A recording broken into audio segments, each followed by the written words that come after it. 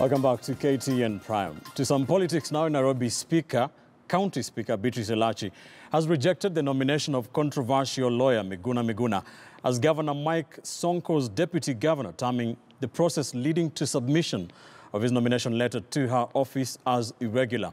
But just what are the hidden intrigues to the introduction of Miguna's name in Nairobi politics? Our political affairs reporter Moremi Mwangi takes a deeper look. It all started here with a circulation on social media Wednesday night of this picture showing lawyer Cliff Ombeta holding controversial lawyer Miguna's appointment letter as Nairobi deputy governor. The said letter bearing the signature of his would-be boss, Governor Mike Sonko.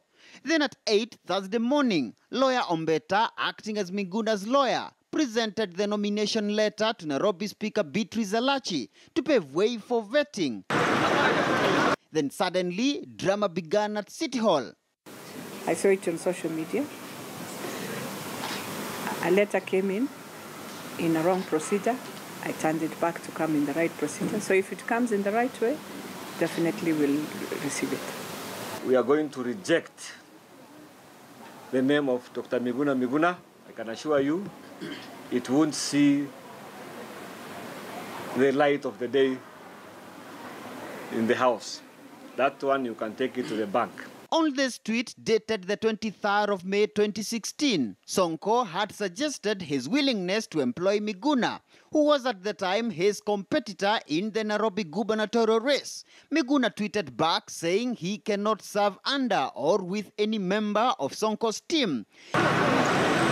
But even with this latest turn of events, Elachi argues Sonko's office ought to directly present the nomination letter to the Speaker's office. And that is not all. Elachi, who was elected by majority Jubilee members of the County Assembly, also has a fresh demand. Sonko is from a party, and that's why we have independent candidates when you're vying, and we have those who go through political parties. And therefore, you have to be a member of that political party. Let us start from there. And that is the law. The Political Parties Act is very clear. It's an issue that is yet to be determined judicially. But there's no illegality unless you are saying it does not meet the other constitutional requirements in terms of being a Kenyan citizen, in terms of the person being meeting the requirement under Chapter 6 of the Constitution. Governor Sonko has remained tight-lipped on the Miguna fiasco 4 months since his former deputy Polycarp Igathi's resignation. Come, baby, come.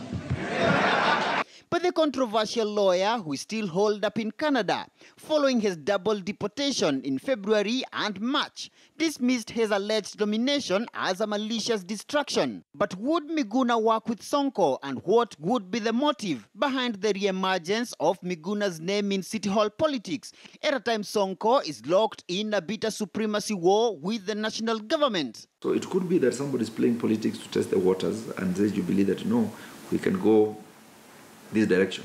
If you really don't want us to work together, Nairobi County is an independent county. It has nothing to do with the national government.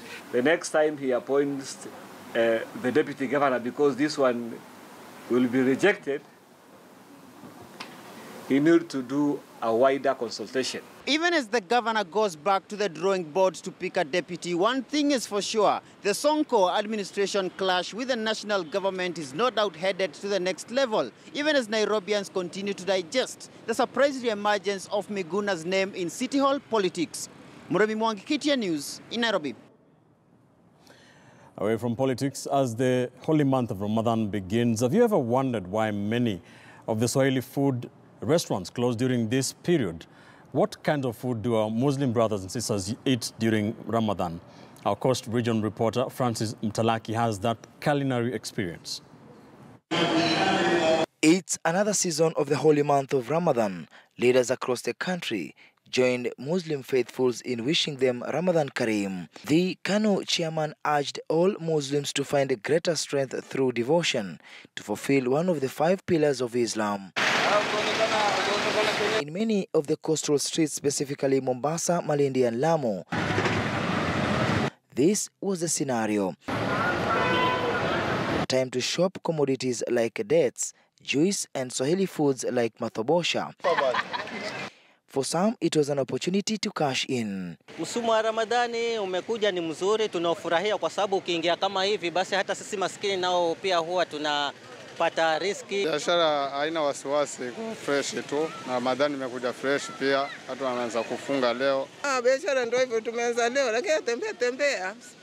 Lakini saumu mkali. But have you ever wondered why these sugary foods are important during Ramadan period? Haya huwa ni mambo ambayo tunachukua, ni vitu vya kufuturu baada. Hapa kuna mapochopocho, hii imepangwa kwa wale ambao wamefunga waje wafungue muadhini, alafu wakitoka hapa sasa ndo anaenda nyumbani kupiga mapilao, lakini hizi za kufungulia ni kama starter hizi sasa.